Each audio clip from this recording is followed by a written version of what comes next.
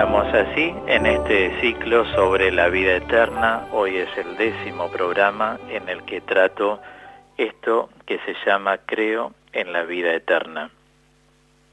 Se habla poco, ¿es verdad? Sí, es cierto, porque para hablar de este tema hay que dedicarse, hay que profundizarlo y tiene que ser hablado con mucha profundidad y también con un abordaje muy delicado, sabiendo que cuando estamos compartiendo este nivel de conocimiento, entramos por distintos lugares en el saber teológico. Y eso también es muy delicado para el alma, porque evidentemente solo desde la teología se puede tratar esto. Fuera de lo teológico no existe posibilidad de que alguien con buena intención pueda hablar de lo que es y lo que será la vida eterna, ¿no? Por eso vamos aglutinando, juntando elementos que nos vienen bien para prepararnos y vivir anticipadamente algo, por eso digo análogamente, es decir, por semejanza, algo de lo que se verá allí. Por supuesto que es incomparable porque, como dice la Escritura, no hay oído que haya escuchado, ni ojo que haya visto lo que es el paraíso. Es decir, el paraíso es como un premio para todas las personas que van verdaderamente respondiendo a Cristo en su Evangelio. Por eso inicié hace 10 programas con aquella cita de Mateo 25, ven a participar del gozo de tu Señor. En primer lugar, tenemos que tener en cuenta que nosotros vamos a sufrir una transformación. Es decir, cuando pasamos a la esfera divina, que se llama la eternidad, la esfera divina es lo propio de Dios, nuestra materia sufre una transformación y el alma también se va a glorificar. La glorificación es un proceso después de la resurrección. O sea, la resurrección va a ser la unión de nuestra alma nuevamente a nuestro cuerpo. Porque cuando hablamos de resurrección, estamos hablando de la reconstitución corpórea, así como de la nada hemos venido, sino por voluntad de Dios. Del mismo modo vamos a ser hechos. La pervivencia del alma es algo fascinante. Les explicaba que el alma tiene una capacidad racional, por eso a nuestros seres queridos que han sido buenas personas, cuando les hablamos, tenemos que explicarles, porque ellos, si bien muchos pudieron haber sido gente santa, es decir, tener los sentidos internos más agudizados por el estado de gracia, o sea, por la alianza con Dios que han tenido en la tierra y su respuesta acorde al Evangelio, esa capacidad racional se agudiza, como se agudiza en la tierra. La gente de Dios tiene como una captación tanto intelectual como sensible distinta. Y cuando hablo intelectual no hablo de una carrera filosófica o teológica, sino de las cosas cotidianas, tiene como una captación especial, que la da Dios por esa comunión que tiene el alma en su respuesta al seguimiento con Cristo. Y lo mismo pasa en la eternidad. En cambio, Dios no posee un conocimiento racional, sino que es un conocimiento intuitivo. A Dios no hay que explicarle las cosas, sino hay que pedirle y agradecerle y alabarlo. Exclusivamente eso. Es como si nosotros dijésemos, supongamos que necesitamos un préstamo para mejorar la casa o para adquirir una vivienda. Cuando uno se dirige a Dios, no le tiene que decir por dónde tiene que ir Dios. Es decir, bendecí, Señor, para que salga mi crédito en el banco tal. Eso no hay que decirlo. Dios posee conocimiento intuitivo y es omnisciente. Omnisciente significa que es conocedor de todo. Entonces a Dios hay que decirle, Señor, bendecime el crédito que pueda tomarlo, en ese caso, ¿entienden? Es decir, bendecime es una súplica que uno le está haciendo a Dios. En cambio, a un santo de nuestra devoción le tenemos que explicar por qué poseen conocimiento racional. Digo, en la pervivencia del alma, el alma pervive, uno a los seres queridos les tiene que hablar. Y a su vez les tenemos que pedir, y a su vez les tenemos que ofrecer también nuestra oración, nuestro cariño, como lo vamos haciendo, ¿verdad? Ahora, la resurrección va a comprender esa unión hipostática donde se fusionan, quiero decir, el cuerpo de cada uno. Como ya lo dice la Escritura en el Evangelio de Mateo, ya nuestras cenizas van a ser entregadas por nuestro ángel custodio, ¿no? Y el encargado del toque de la trompeta del día de la resurrección es San Miguel Arcángel. San Miguel Arcángel va a tener en la misión dada por Dios un lugar preponderante en lo que es nuestra resurrección. Luego vendrá nuestra glorificación después del juicio final. La glorificación ya es nuestra convivencia con el Dios unitrino.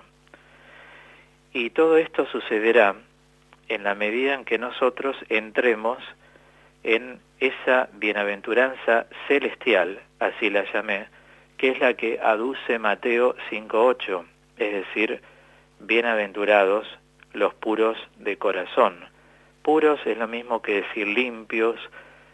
Sé que hay gente que va pasando el dial y escucha el programa.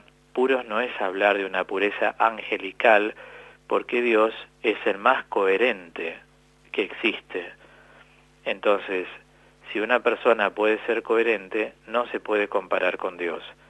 Es decir, Dios no se desdice a sí mismo.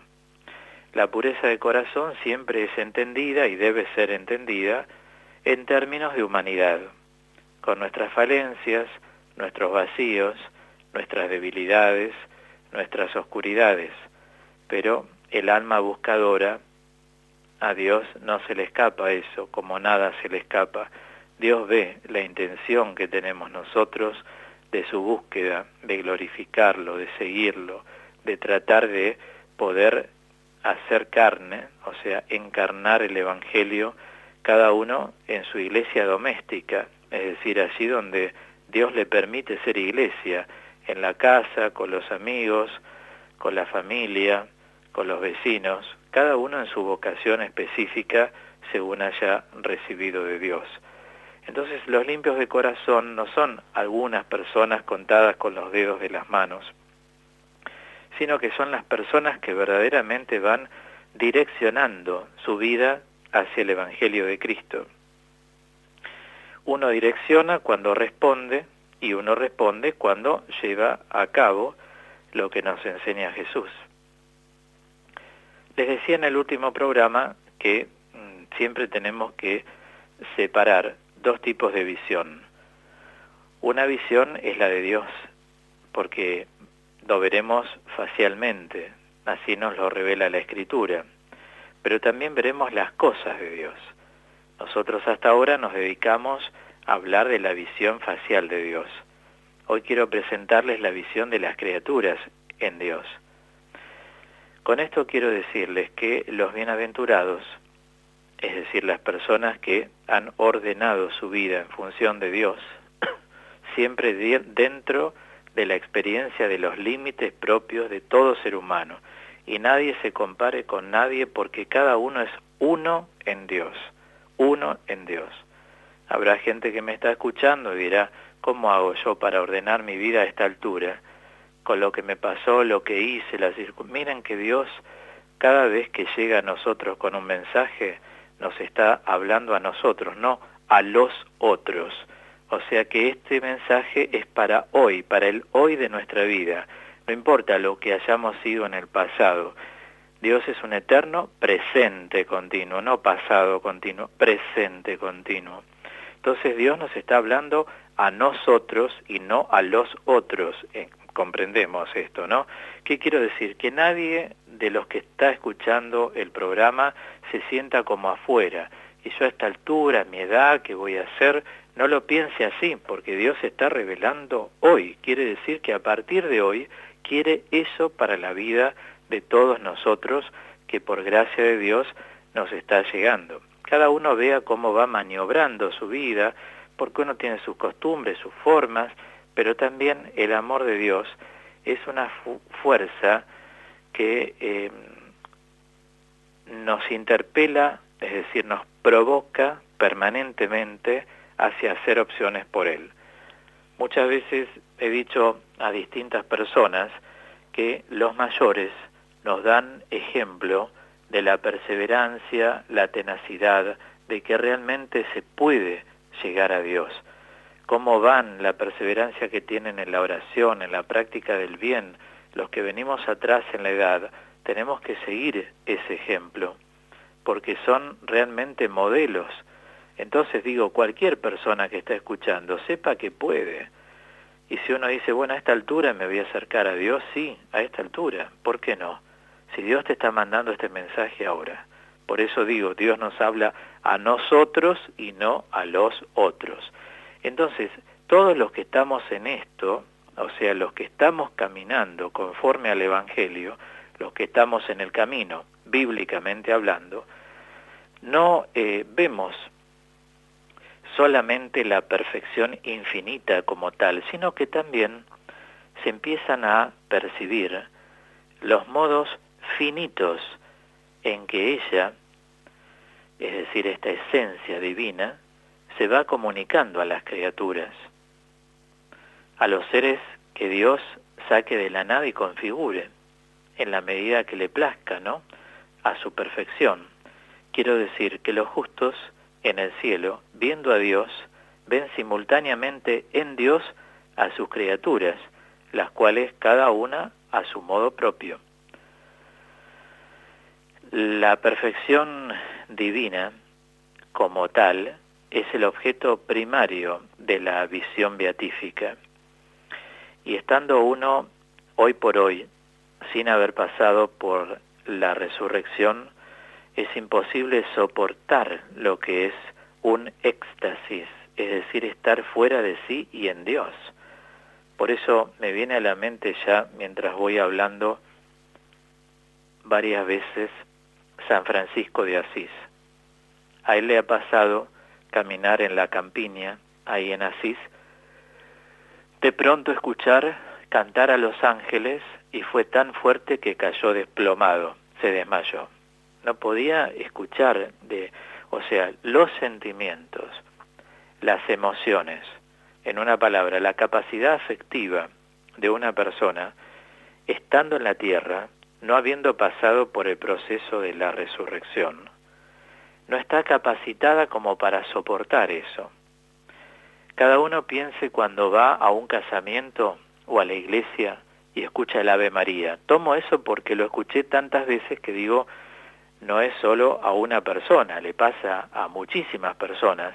La gente escucha el Ave María cantado y se pone a veces a llorar, se emociona. Imagínense lo que puede ser escuchar a los ángeles. No lo podemos resistir, sino solamente en una visión extática, ¿no?, que Dios puede conceder en la tierra, pero son casos excepcionales estos. Por eso no me gusta hablar de las excepciones, sino realmente de lo general, lo que está preparado para todos, y Dios después quiere otorgar eso, bendito y alabado sea Dios. Pero digo, necesitamos pasar por el proceso de la resurrección y la glorificación para llegar a soportar eso, porque las emociones y sentimientos, repito, no están capacitadas en la tierra para soportar lo que va a ser el encuentro también con las criaturas de Dios como son los ángeles, y también con los santos. Bueno, así es que cuando hablamos de la visión de las criaturas en Dios, me pareció importante aportarles esta introducción realmente detallada para que nos demos cuenta que aquí en la tierra todo es análogo. Sin embargo, dentro de la experiencia análoga, vamos teniendo experiencias muy profundas de la esencia divina de Dios. Por ejemplo, una persona dice, bueno, voy a pasar por la iglesia y voy a entrar a rezar. Otros dicen, bueno, antes de irme al trabajo yo siempre paso por la parroquia tal o la iglesia que me queda cerca de mi casa. Y por ahí entras con la finalidad de rezarle a Jesús, al Padre y al Espíritu 3 glorias, o bien un Ave María, o un Gloria, un Ave María, o un Padre Nuestro, y de repente no podés hablar. No te sale nada, pero tenés dentro de vos una paz, una tranquilidad. Se te produce una transformación en el alma, ya va más allá de la mente, que vos, después de esa experiencia de silencio, con tus ojos cerrados, lo único que sentís es el deseo de levantarte. Cuando terminás porque tenés que ir, pero sabés que seguirías así, pero te tenés que ir por una cosa o por otra, por el trabajo o lo que fuere, y cuando saliste con una paz inundado. Bueno, esa es una experiencia de la esencia divina. Vos tenías proyectado algo para hacer en el templo y Dios te tomó, porque Dios es tan dadivoso que va adelantando, aún en las personas que recién empieza, espacios de su esencia divina, generándoles esto, por ejemplo, que acabo de mencionar. Por eso digo, nosotros, en lo que hace a la eternidad, va a llegar un momento en que vamos a participar también de todas las criaturas de Dios, nos vamos a encontrar también con los santos, o sea, con todas las personas, y en esto no quiero ser exclusivo, sino inclusivo. Cuando digo santos, bíblicamente hablando, no me refiero solo a nuestros hermanos canonizados, es decir, que los vemos en los altares, como macroparadigmas de Cristo, sino me refiero a toda la gente que ha seguido el Evangelio, algunos sabiéndolo y otros sin saberlo, porque, como expliqué varias veces aquí en este ciclo de la vida eterna, toda persona connaturalmente fue creada por Dios para amar, para la justicia y para lo que nosotros podemos llamar hoy misericordia, que es un término que implica mucho más que amor. Entonces, cuando ensamblamos estas 3 cosas en una persona, decimos que esa persona murió en olor de santidad, porque hay gente que no ha tenido la posibilidad de que otros le hablen de Dios como para conocerlo, ¿no? Son personas santas, y todos hemos tenido alrededor gente santa, porque con sus gestos, con sus silencios, con sus actitudes, con sus gestos de que tu mano derecha no sepa lo que hace la izquierda, pero no me refiero solo a lo material, lo cual también es sumamente importante, sino gente que ha hablado por nosotros, ha intercedido ante Dios por nosotros, gente que nos ha liberado de un peso para darnos una mano y nos damos cuenta por asociación guiada, no porque lo hayamos oído, sino porque la inteligencia de cada uno se da cuenta que esta persona ha hecho o hace cosas por uno muy importantes. Bueno, esto también es un gesto. Es un gesto de la armonía de Dios, que es lo que más impacta en la vida. Esa armonía está dada por el asombro, esa armonía está dada por la coherencia. Básicamente son las 2 cosas principales a través de las cuales se manifiesta la bondad de Dios. Entonces, cuando nosotros pensamos en la vida eterna, sepamos que vamos a ser altamente sorprendidos. Sucede que en nuestro límite de la razón a pesar de que parezca que es tan elevado, muchas veces, frente a Dios es nada, porque lo poco o mucho que cada uno pueda tener, lo tiene porque Dios se lo da, y uno mínimamente algo contribuye para tratar de corresponder al don divino. Pero todo en nuestra vida, todo, casi todo lo hace Dios. Cuando hablamos de asombro, de coherencia, de bienestar, de la paz, de la prosperidad, es decir, si Dios no nos da salud, ¿cómo vamos a trabajar? Si Dios no nos da trabajo, no tendríamos trabajo. Si Dios no nos asiste, ¿cómo estaríamos alentados? Si Dios no nos ilumina la inteligencia, los que estudiamos, ¿cómo podríamos haber estudiado? Si Dios no nos asiste, ¿cómo podríamos seguir profesionalmente respondiendo a nuestras profesiones o bien ocupaciones? Si Dios no nos inspira a hacer el bien, ¿cómo seguiríamos haciendo el bien? Es decir, podemos encabalgar un montón de ejemplos que nos ayudan a darnos cuenta que sin Dios no somos nada. Por algo el Señor Jesucristo nos ha dicho, separados de mí no pueden hacer nada. Y es cierto, pero la verdadera traducción, yo me he fijado en el original en griego, es separados de mí, en vez de no pueden hacer nada, es separados de mí no son nada. Y es cierto, somos nada realmente. Sin Dios no creás, sin Dios no te animás, sin Dios no te fortaleces, sin Dios no podés proyectar, sin Dios no podés perdonar, sin Dios no podés olvidar algo que te hicieron.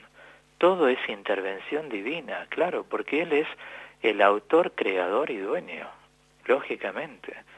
Por eso digo, nuestra vida pende de un hilo de la voluntad de Dios.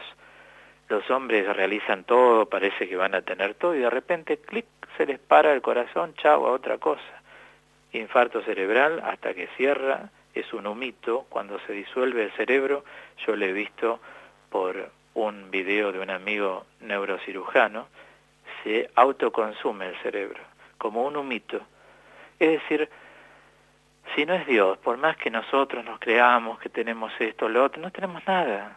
Por eso cuando le dice Santa Teresa, todo pasa, Dios no se muda, ¿no? Y el saber que tú me vas, me parte el alma, es decir, claro, lógico, son místicos. Los místicos como una Teresa de Jesús y tantos que ha habido y hay en la vida, son personas que se dan cuenta que Dios es la esencia de la vida y que es el dueño. Por eso siempre insisto en estos tres conceptos teológicos. Dios es autor de la vida, es creador y dueño, porque Él decide el cuándo. Los reyes no deciden cuándo, la gente riquísima no decide cuándo, todo eso se deja. Pero lo que uno ha hecho por Dios fue obnubilado por las cosas del mundo, el poder, la seducción de lo material, o fue subyugado realmente por esa presencia. Si fue cada uno de nosotros, hoy puede decir subyugado, aunque sea en los inicios, por la esencia divina de Dios, quiere decir que estamos viendo mucho más de lo que un ser humano ve. Estamos siendo alcanzados por su gracia. Y si uno está participando de esa postura de vida, de esa tesitura, tiene que ya responderle porque está pasando Dios por nuestras vidas, fuertemente, fuertemente. Bien, qué hermoso que es hablar de Dios. Es lo más bello que hay. Y que nos podamos encontrar todos los domingos en el programa para hablar de Dios es bellísimo. Y Dios nos genera también su presencia, nos une con todo lo que hace a este querer que mutuamente nos profesamos, ¿no? Desde hace tantos años que vamos compartiendo el programa Intimidad. Cerramos entonces con un tema que he elegido en relación a lo que estamos tratando aquí sobre la vida eterna. Es música católica, a capela, está cantado, pero es un grupo que tiene una perfección vocal excelente, y el tema, interpretado por ellos, que se llama Señor, ¿a quién iremos? Bellísimo. Compartámoslo en esta noche. Señor, ¿a quién iremos? Si tú eres nuestra vida. Señor, ¿a quién iremos? Si tú eres nuestro amor. Señor, ¿a quién iremos? Si tú eres nuestra vida. Señor, ¿a quién iremos? Si tú eres nuestro amor, si tú eres nuestro amor. ¿Quién como tú conoce lo insondable de nuestro corazón? ¿A quién como a ti le pesan nuestros dolores, nuestros errores? ¿Quién podría amar como tú? Nuestra carne débil, Nuestro barro frágil. Señor, ¿a quién iremos? Si tú eres nuestra vida. Señor, ¿a quién iremos? Si tú eres nuestro amor, si tú eres nuestro amor. Nuestro amor. ¿Quién como tú confía en la mecha que humea en nuestro interior? ¿Quién como tú sostiene nuestra esperanza? Malherida y nuestros anhelos insaciables. ¿Quién como tú espera nuestro sí de amor?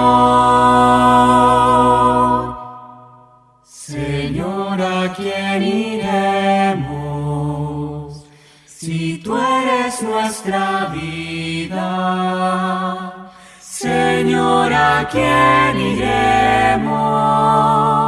Si tú eres nuestro amor, si tú eres nuestro amor. Iremos.